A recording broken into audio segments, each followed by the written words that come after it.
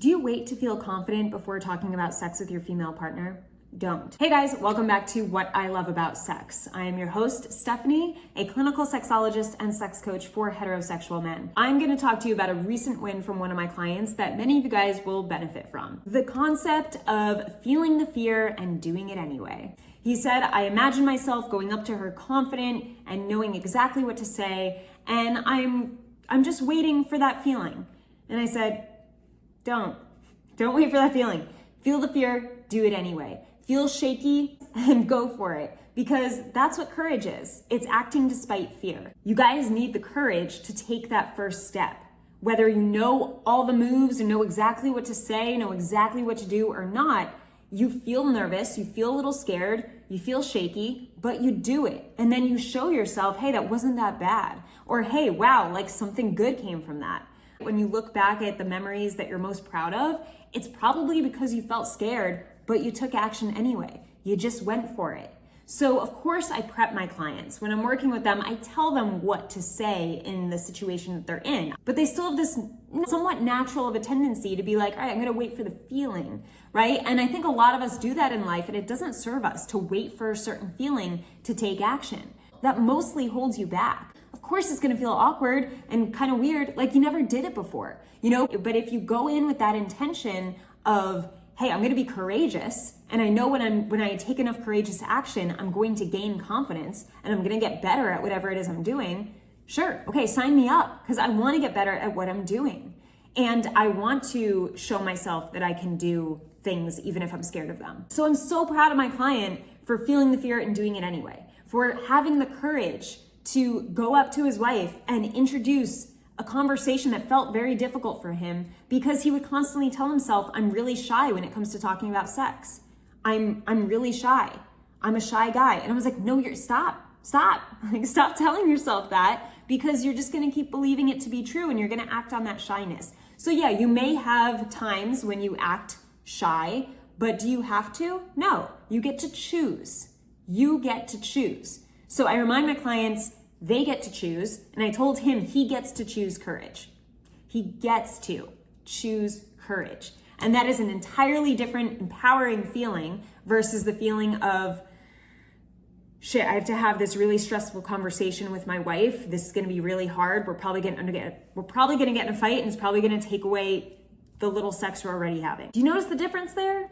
One is coming from a place of courage and a willingness and a belief in oneself, and the other is already anticipating a failure, because you're looking at yourself as this person who sucks at talking about sex. So even if you do feel like you suck right now, or if you feel like you're too shy when it comes to these conversations, that's okay, but that's simply a matter of you not doing it enough, right? You're just not used to it. And all of us feel weird doing things that we're not used to doing, right? And all of us need courage in a situation when we're afraid to take on something new, or afraid to handle something new that normally would break out in a fight. Like, I get it, but don't let that feeling stop you. Don't let fear stop you from having this conversation that you know is really important and that your marriage depends on. Your relationship depends on this. And when you guys embody this courage, you step up as a leader in your relationship, and you show yourself and you show her that you can be brave and you can handle hard things. I'm proud of my client because he did exactly what I told him to do. He did exactly what I told him to say, even though it felt really scary, even though it wasn't normally what he would say or do, and he thought that might come across weird, but he did it anyway. And it resulted in something so beautiful for his marriage, where his wife admitted that for the first time she's seen confidence in him like she's never seen before. And she even admitted that their relationship is on an upward trajectory, which it hadn't been in a very long time.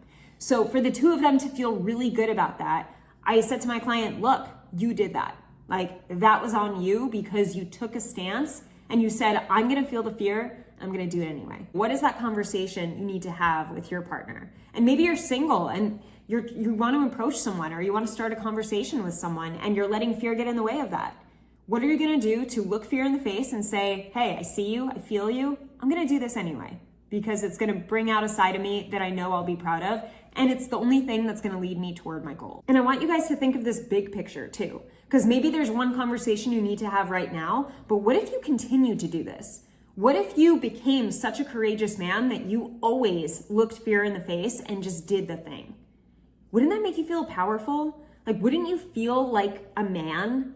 And of course, all you guys are real men, but there's a lot of you who don't feel like a real man, and you'll express that to me. Like, I hear that all the time. And think of how courage makes you embody that stronger man within you, because you're not waiting. And a lot of us don't want to admit that we're afraid, right? Instead, we make excuses. Oh, it's not the right time for this conversation. Oh, she doesn't want to have it, so I guess we can't have it. Those are just excuses for you feeling afraid and not doing it because you're afraid. So you make up excuses so that you don't have to do the thing you're afraid of. But sometimes just admitting it's fear and just you looking at yourself and being like, I'm afraid. That's what it is. And that's probably why I feel less of a man, because I'm living in fear and I'm not doing the things that I know I need to do in my relationship. The things I know I need to do to be a leader, and to step up and to have her see me as someone who's strong and brave and can really be a rock for this family. See the big picture of how your life could look if you embodied courage. And if you felt the fear and you did it anyway. So I hope this is helpful for you. It certainly was helpful for my client. I am so proud of him. And I'm proud of all of you guys who implement this. It is not easy. It's not easy for me either, but I know when I do it, it feels so freaking good. And I just want to keep doing it despite the fear. See you in the next video.